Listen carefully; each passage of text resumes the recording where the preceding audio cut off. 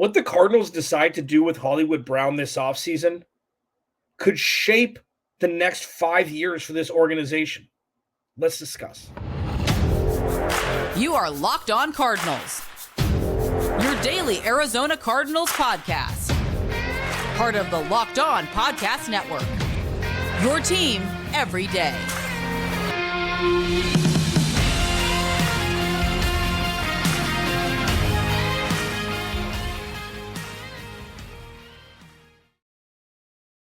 Cardinals, Alex Clancy here. Follow me on Twitter at Clancy's Corner. Follow the podcast at Locked On AZ Cards. Thank you for making Locked On Cardinals your first listen each and every day, free wherever you got your podcast and on YouTube. Go to the YouTube channel, search Locked On Arizona Cardinals, hit that like, subscribe button, turn notifications on, leave a comment. Let's continue the conversation. Lot to discuss today. I'll end the podcast with the preview going into week 12. I'll do my crossover Thursday with Travis Rogers from Locked On Rams tomorrow.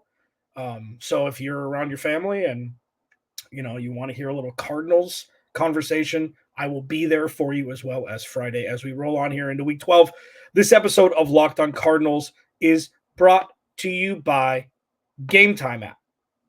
Download the Game Time app. Create an account, use code LOCKEDONNFL for $20 off your first purchase. Last minute tickets, lowest price guaranteed. So my tease wasn't meant to be fantastical. It wasn't meant to be hyperbolic. It's just a conversation opener. Because the Cardinals have many needs on this roster, as you and I have discussed ad nauseum. And when I was kind of looking across the roster, looking at the future pacing of what this team's going to look like for the future, or what it could be positioned to look like, whether it be the free agency, the draft, retaining talent, letting talent go, etc., the Hollywood Brown conundrum is one that could have the longest lasting ripple effects. And there's a couple different ways you can look at this. One, they extend him. Give him 15, 18 mil a year, 4-year extension, 50 mil guaranteed, whatever it is. That's wide receiver one money.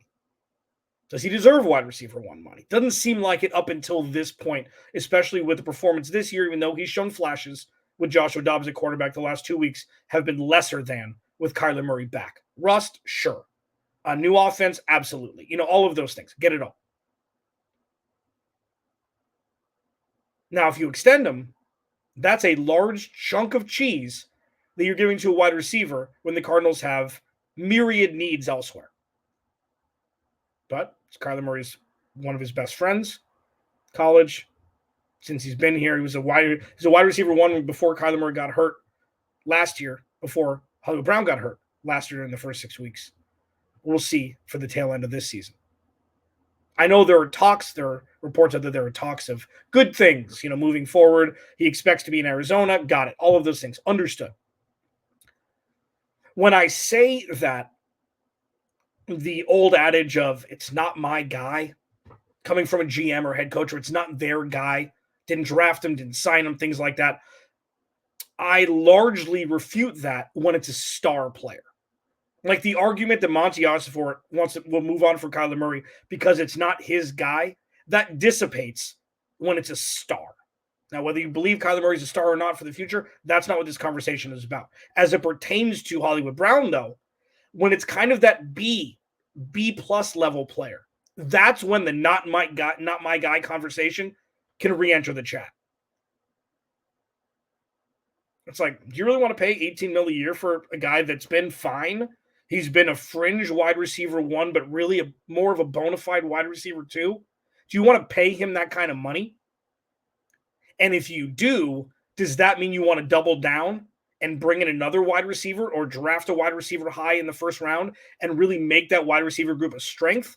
Or are you going to look at him as a guy that could just be a wide receiver, fringe wide receiver one in an offense that features the tight end a lot more, the run game a lot more, and utilizes the play action, which makes it easier for wide receivers in theory to gain separation if play calls are set up properly? Do you see where I'm going here? With the wide amount of help that the Cardinals need, is it responsible? That's one of the terms I like to use. Is it responsible for the Cardinals to pay him that kind of money? It's Kyler Murray's best friend, one of them.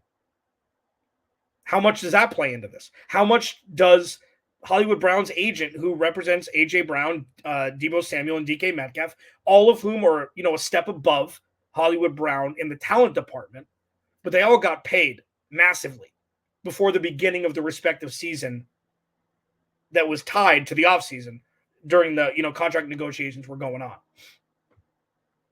What if you move off from him? What does that mean for Kyler Murray? Does that piss Kyler Murray off? Does that thrust into action Marvin Harrison Jr. going with their top pick if he's available? Now, really quick, because I have talked about a lot about how they should not draft Marvin Harrison Jr. with their top 5 pick because they have so many needs that are more important elsewhere. That gets thrown out the window and the conversation changes if they move off of Hollywood Brown. Okay? I'm not an idiot. Don't answer that. Don't respond to that. Don't respond to that. But if Hollywood Brown's no longer with the team, that's a different conversation. So you see, as we go through these different options, it wildly changes the trajectory for the next handful of years as it pertains to salary cap, talent, allocation, drafting, etc. So let's take the most reasonable stance here. That they'll re-sign him. They could franchise tag him. That's another thing. I feel like a very, very viable option is franchise tagging him initially before the deadline and then allowing that time to extend the conversation to get a deal done before the season starts that makes both sides happy. I feel like, because there's no reason to feel otherwise than this currently, Hollywood Brown may take a little bit less to stay here. And by a little bit less, I mean $5 million less guaranteed, $7 million less guaranteed. This is on the flip side, though, unfortunately, you're looking at a potentially Christian Kirk situation where he could get $18 or $20 million a year somewhere else for a team that needs a burner on the outside. It has more money to spend, than most. Like, say, Chicago or something wants to give him $20 million a year. Cardinals can't match that. You can't do it. That's where it gets sticky. But if Hollywood Brown wants to take a little bit less, even though he hasn't really gotten paid, he was in the late first round. He wasn't a top 5 pick getting that massive money up front. This is his contract to get paid. So that's where it goes back and forth. But the most rational idea would that they'd find a number they both like and he would be here for the next 3 years. And I feel like that's fair. I feel like he's been fine. But the rest of this season, that's going to be under a microscope. Kyler Murray hasn't played in 11 months, which means he hasn't been on the field with Hollywood Brown for 11 months, which means they haven't worked this offense together. Regardless of how much history you have with a wide receiver, you've got to have it on the field in action. So that's why, let's lay these out before I pivot here. I didn't do Tankathon Tuesday yesterday. I'm going to do it today in the second segment before I discuss, a brief, preview going into week 12 in the final segment here. Locked on Cardinals, your team every day. These are the options. One, they re-sign him to a number that both sides are happy with for a couple years, and then they add talent in the wide receiver room, through the draft or otherwise. If they bring him back, I don't think that they should be drafting Marvin Harrison Jr. with their top pick. I just don't. They have so many other needs elsewhere. Got to eat the vegetables. This is the last Steve Keim forced thing, in my opinion, to where they need to draft elsewhere. Defensive tackle, corner, edge rusher, offensive line, all more important than wide receiver right now, especially if they bring back Marquise Brown. So say they bring him back. 15 to 17 mil a year, 3 years, whatever. Fine. Kumbaya, move on. That's what I think most likely to happen. Next would be franchise tag him and then figure out if you want to extend him this year or wait a year. He's still going to get paid a lot of money, but it's not going to be the future tie extension. And then number 3, he wants this. They won't offer that. They offer this, and there's a gap, and he's gone. And then we have a completely different conversation. All 3 of those have massive ripple effects in completely different ways for the future of the team. And I think it's incredibly fascinating that a guy who's made some impact, but not all-world impact on a team, the decision made directly correlated to his future with the team has so much impact, especially with this team in such a fragile state that it is, with allocation of funds, talent, etc. Just something to monitor for the remainder of the season. And I'm fascinated. I hope that he balls out and he comes back and he's a bona fide wide receiver too, and the Cardinals can bring somebody else in through the draft and really build out that wide receiver room. That's what you hope. Things rarely happen as easily as that in the NFL, though. Alex Clancy, Locked On Cardinals. Tankathon Tuesday, which is, the Wednesday edition now. If you haven't been a part of this segment yet, it's not exactly what you think. It's kind of a Cliff Notes version of where the Cardinals are, where the Texans pick is, and the surrounding teams around those picks, and what this could look like in the future as we look at it through a Week 11 lens as we pivot into Week 12. Alex Clancy, Locked On Cardinals, your team every day. This episode of Locked On Cardinals is brought to you by the Game Time app.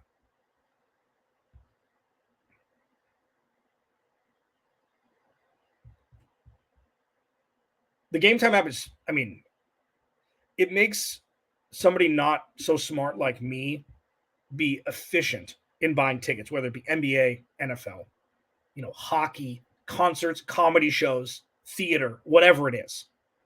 The Game Time app has you covered, and it's super easy. Okay?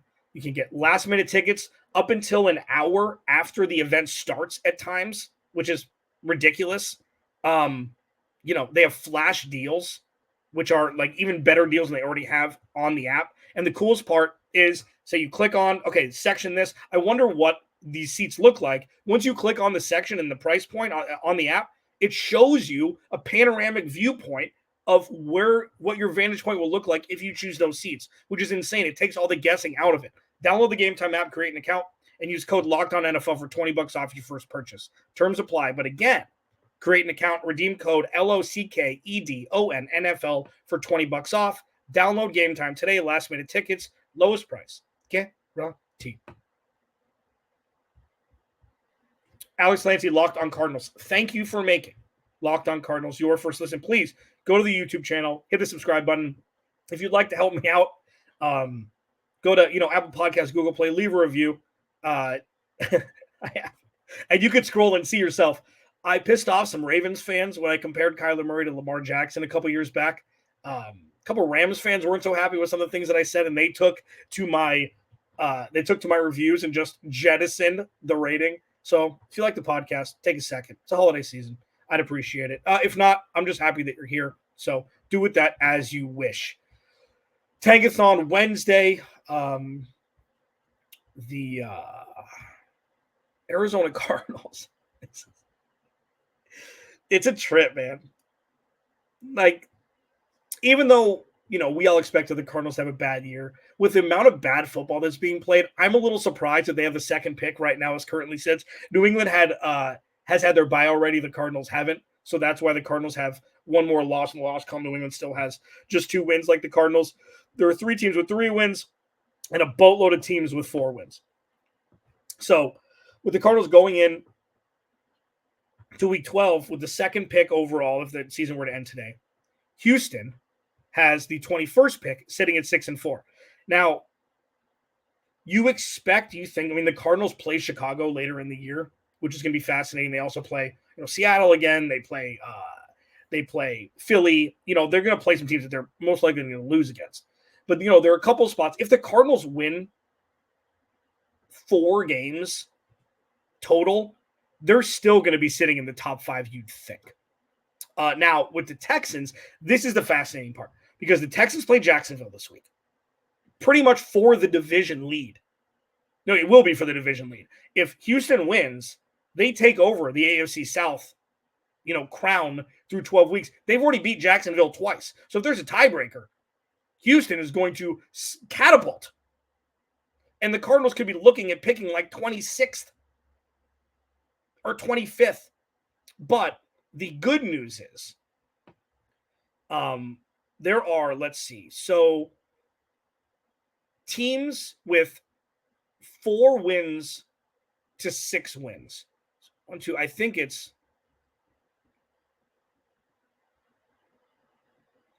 There are 16 teams that have between 4 and 6 wins. Okay, so while Houston has played great, this is going to be no longer, oh, you know, it's a fun story. Now it's like, okay, now there are like built-in expectations, which CJ Stroud has risen to the occasion, definitely. I wonder if him throwing 3 interceptions to get the Cardinals, even though it was in a winning fashion or in a winning result, could start to see this rookie wall being hit. There's now 10 weeks, 10 games of tape on CJ Stroud. He's played great. There are conversations to be had about him being like third in MVP voting. And listen, I know that Christian McCaffrey, Tyreek Hill, quarterbacks win the MVP. They just do. CJ Stroud is now like in the fringe conversation. I'm not saying if the season ended today, that he would win it. What he's done has been nothing short of amazing in Houston. And he's a rookie. And who knows if they lose 2 games in a row. Could turn into 3, could turn into 4. So while Houston is sitting at 21 now, if they lose 2 out of their next 3, that could very well drop to 15. So it's just interesting because we don't really know what Houston is. We don't really know what they are. Because, you know, this is kind of surprising that it's happening, but it's still very fluid. Half the NFL pretty much has between 4 and 6 wins.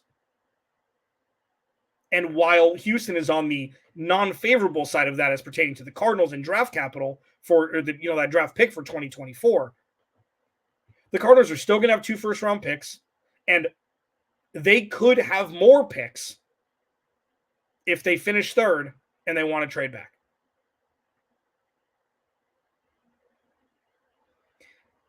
I will be doing a segment on Friday because, listen, if you want a topic to be discussed, I'm happy to talk about it. Please go to @Clancy's Corner on Twitter and send me a DM. Dan Taylor, one of my nemesis who's been an everydayer for a long time, reached out. He's like, listen, if the Cardinals finish top 3, do you have to invite the Cardinals should draft the quarterback topic into the room and sit him at the table and have a conversation and move off from Kyler Murray? I will discuss that on Friday during the segment because I'm going to go in depth with Travis Rogers from Locked On Rams tomorrow during the crossover Thursday. Give keys to victory and stuff on Friday. A lot of this season is predicated. A lot of the conversations this season is future paced, and I've talked about that a lot during this season, during the off season. This is a big picture conversation. If you want to have a conversation, if there's a topic you want me to discuss, send me a DM. I'd love to hear it. Week 12, mini preview next as we roll on here on a Locked On Cardinals Wednesday. This episode of Locked On Cardinals is brought to you by Prize Picks. Prize Picks. I've never had more fun winning up to 25 times my cheese during this football season. Okay, select 2 or more players, pick more or less in their projected stats, and place your entry. With the basketball season here, they're getting silly over there. You can now pick combo projections across football and basketball from the Specials League, a league created specifically for combo projections that include 2 or more players from different sports or leagues. So, for example, LeBron James and Travis Kelce at a 10.5 combo of 3-pointers made of receptions. Something like that. It is like Prize Picks is so fun. It's super easy to use. Quick and fast withdrawals, quick and fast deposits. You can use Apple Pay. Like, they make it very simple for you to enjoy the app. So go to the website for that matter. Go to prizepicks.com/LockedOnNFL and use code LockedOnNFL for a first deposit match up to $100. Go to prizepicks.com/LockedOnNFL and use code LockedOnNFL for a first deposit match up to $100. Locked On Cardinals, your team every day. Alex Clancy here. Thanks for hanging out, everydayers. Thank you. If this is your first listen to Locked On Cardinals, thank you. Maybe make tomorrow when you have tryptophan just coursing through your veins, just like on the couch, halftime. Listen to Locked On Cardinals, man. You can watch my big dumb face. Search Locked On Arizona Cardinals. Subscribe to the YouTube channel. I'm available. I'm around. Sunday is going to be an interesting – it's going to be a litmus test for both teams. And that, could be looked at as, cliche-ish. But here's the thing. The Rams sitting at 4-6. They're getting Kyren Williams back. And Cooper Kupp is hobbled. I will talk to Travis Rogers tomorrow about his availability for Sunday. The reports out are that he's got a chance to play. And when Cooper Kupp has a chance to play, usually that means he does play, especially because, and this is a little, Incredibles loose. This is, I don't know. Let's workshop this together. Guess what I'm trying to say as the words and phrases are escaping me. It's impressive. The Rams are 4-6. Okay. They're a couple games out of the playoff hunt in the NFC. And Matthew Stafford's back. Kyren Williams will be healthy. Puka Nacua has been fine. I mean, he had shattered records early. Cooper Kupp, when he's healthy, is 100 burger and a touchdown. And Matthew Stafford seems to be healthy. This is an above-average offense, especially in 2023. The defense has been better than expected. Obviously, you've got Aaron Donald there and a bunch of guys. Sean McVay is still one of the best head coaches in the NFL. And this is not a team that anybody would want to face in the wild card round. They've done it before. They've been there. They won a Super Bowl in the last couple of years. So with them coming to State Farm Stadium, Kyler Murray healthy, this is going to be kind of a where are the Arizona Cardinals at against a team that's better than their record would indicate. This is the best team that the Cardinals have faced this year with Kyler Murray at quarterback. I would pick them over Houston. Houston's been great. I would pick them over Houston still. I just think that even if it's a tie goes to Matthew Stafford and Sean McVay. No, DeMeco Ryans is everything that everybody expected him to be. I was hoping that he would, take a left turn and end up in the Valley and coach the Arizona Cardinals, but he went back home, a team that he played where, a culture shift was needed there as well. And him and CJ Stroud, Will Anderson have done a fantastic job over there. If the Cardinals can get a win at home on Sunday, while it will screw with their draft, their draft pick in 2024, it would just be a massive, massive boost for everybody involved, namely Drew Petzing. I think that this is kind of even though it's unfair, I still think it's unfair that there are expectations for Kyler Murray to go out and win games immediately coming off an ACL tear. There's zero pressure on the Cardinals to win games in 2023. Very, very rarely is there zero pressure on a head coach, a GM, and a franchise quarterback to go win games, in my opinion. With how, the bricks were laid or whatever it may be, like how the snowball fell with Steve Keim and Cliff Kingsbury and, there being no contingency plan and them having to start completely from scratch. Like there's pressure on other players who need to make, who need to play well to make the roster for next year. But as an entity, there's no pressure. The Cardinals can go out and play with reckless abandon and win or lose, Kyler Murray, Jonathan Gannon, Monty Osborne. They all have built-in reasons as to why growth isn't directly a win-loss, yield. So when you have a team like the Rams who are on the rise, they won a close game last week. If Cooper Kupp's healthy, they have him and Puka Nacua who could account for 200-plus yards and 3 touchdowns if they're both healthy. If the Cardinals can get a win, that's a massive deal. And again, these things are future, like every game from here on out is even more under a microscope where I have an existential crisis. Like, yeah, You want the Cardinals to win every game because that means that things are working while it's just spearing their chances for a top 5 pick next year. Every win that they get, it's bigger and bigger and bigger. Every win they get from here to the end of the year. So do you want to go under you hope that it's close and they lose? I think getting wins are more important than a top 5 pick. Showing that Kyler Murray's the guy. And we saw flashes from Kyler last week. We saw not so great from him also. Missed some throws, threw some ducks. He even said himself, like bad feet on the throw on the 4th down, miss to Trey McBride where he was wide open in the middle of the field. Like, it's going to be a process.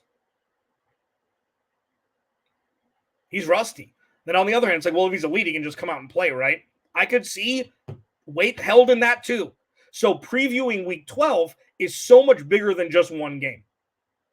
It's like, can they come out and beat a team that they don't beat a whole lot at home, namely? They blew out the Rams at the beginning of the 2021 season on the road. I think it was week 3 or week 4. I can't remember. Where Kyler Murray had a massive day. That was during their 7-0 run to start the season. But, they don't play that well against the Rams at home. So with Matthew Stafford healthy, Kyren Williams designated to return, I'm assuming he's going to play. Cooper Kupp, questionable, but if he has a chance to go, he's going to go, even if he's at 70 or 80%. And Puka Nacua has played fine. The defense has played okay. This would be a big win for the Cardinals, even though it would just not be great for their capital in 2024 as pertains to their first overall pick.